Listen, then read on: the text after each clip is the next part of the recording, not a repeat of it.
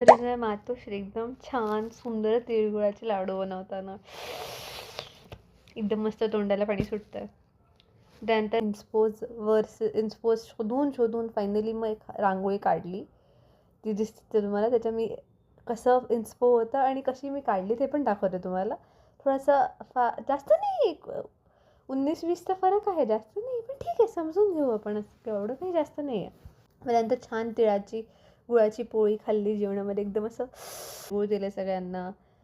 बहिणीला म्हटलं तिळगुळ घे आणि कधीतरी गोड बोल म्हटलं माझ्याशी. असं नाही, गोडच आहे माझी बहीण, पण तरी असं चालतं कधी कधी.